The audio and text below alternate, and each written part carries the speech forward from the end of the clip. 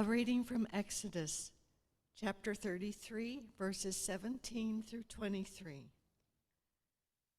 God said to Moses, I will also do this thing that you have asked, for you have found favor in my sight, and I know you by name. Moses said, Please show me your glory. And God said, I will make all my goodness pass before you, and will proclaim before you the name Yahweh. And I will be gracious to whom I will be gracious, and I will show mercy on whom I will show mercy. But, God said, you cannot see my face, for no one shall see me and live. And God continued, See, there is a place by me where you shall stand on the rock, and while my glory passes by, I will put you in a cleft of the rock, and I will cover you with my hand until I have passed by. Then I will take my hand away, and you shall see my back, but my face shall not be seen.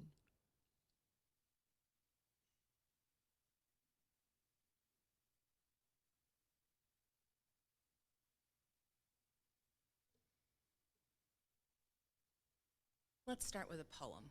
What do you say? This is Jan Richards, who is Richardson, one of my favorite poets. And here, this one is called In the Cleaving. Believe me, I know how this blessing looks, like it is leaving you, like it is walking away while you stand there feeling the press of every sharp edge, every jagged corner in this fearsome hollow that holds you. I know how hard it is to abide this blessing when some part of it remain always hidden from view, even as it sees you from every angle, inhabits your entire being, calls you by your name. I know the anguish of vision that comes in such fragments, the terrible wonder of glory that arrives only in glimpses. So I am not here to make excuses for this blessing, for how it turns its face from us when we need to see it most. But I want to believe it will always find its way to us when we are in the place made by cleaving, the space left by what is torn apart, even as it is joined in the fierce union that comes only in the fissure. I want to be unafraid to turn toward this blessing that binds itself to us even in the rending, this blessing that unhinges us even as it makes us whole. That's the end of the poem. Friends, today we find ourselves again in the Hebrew Bible, at least in part, because the gospel reading from the Revised Common Lectionary today is the rendering unto Caesar what is Caesar, and unto God's what is God's. And that was just a little too on the nose for our second to last sermon in our stewardship campaign, at least for me. Also, there have been so many weird and frankly bad theologies around that text, we don't have time to unpack it today. But maybe we can unpack it together again next year or in 3 years when it circles around again. But Exodus is really fun, and we don't live there very often as Christians. It's the story of Moses.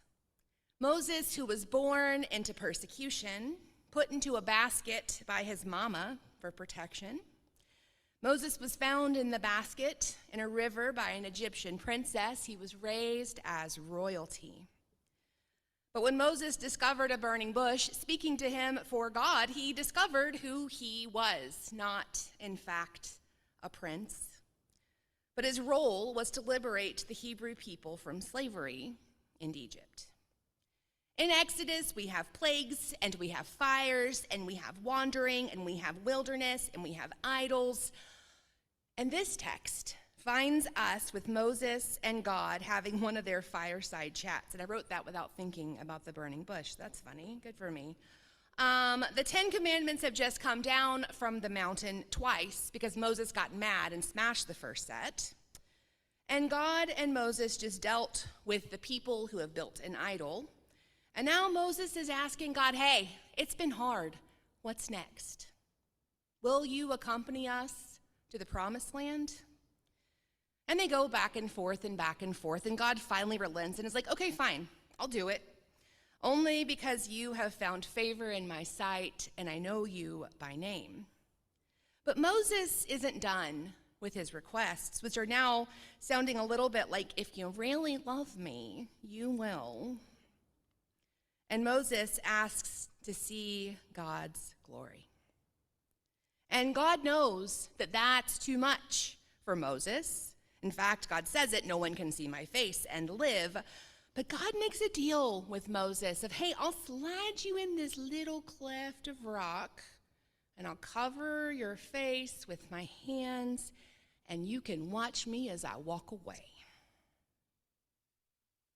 Faith requires a belief that there is beauty, goodness, and order to the universe, even when we can't see it. Moses was all of us when he was having some trouble believing in beauty, goodness, and order in the universe. Moses needed some glory. I've heard a couple of y'all use the phrase 40 years in the wilderness as the way things may have felt here the past few years. And this is the story where that kind of initially came from, the Hebrew people wandering in search of the promised land. But there are some weird parts to this story in particular that we just heard that are certainly worth our consideration. First of all, God has a body. That's interesting. Previously, in this very book, God has been a burning bush. God has been a pillar of cloud. God has been a pillar of fire. And so a body with hands and a face and a back seems kind of ordinary and boring in comparison. But friends, that's where the glory of God has been contained. Glory is in our bodies. So when we cannot see the future and we are feeling desperate or lonely or alienated, let's remember that the glory of God was contained in a body. And let's use these bodies, these hands, these faces, these backs to spark glory for others. As I've been able to read and review our Trinity dreams, I know that there are lots of things that will require us to have some money. And don't get me wrong, trust me, I'm not minimizing the importance of our financial pledges. There's no pressure in that statement, just truth. There is no expectation. Certainly no one will ever ask you to give more than you could comfortably. But whatever it is that you think you can, please prayerfully consider that this week so you can let us know what it might be. But as I have been able to read the Trinity dreams and think about them beyond money, I'm struck again and again with how much more we're going to be able to do with just a few more bodies. On the back of the pledge card, you'll see lots of check boxes for ways you can give back to Trinity with your time and your talent. And those are just some of the things that we have identified that folks have helped us with before. We'd be happy to hear whatever it is that you would like to do. As we've mentioned, we need 2 adults all the time during our programming with children and youth, and so many Trinity dreams include growing our children and youth programs. But for us to grow them, we have to have volunteers.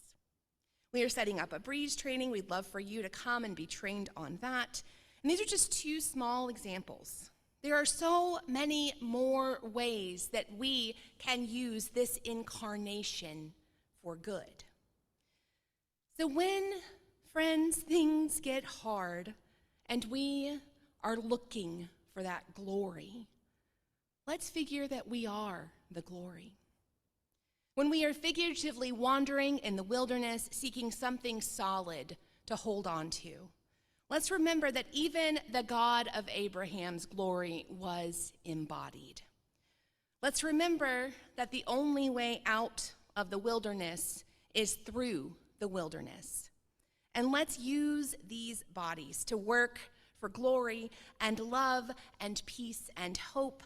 All of the things that we have faith are in the universe, but that we know are embodied in this community.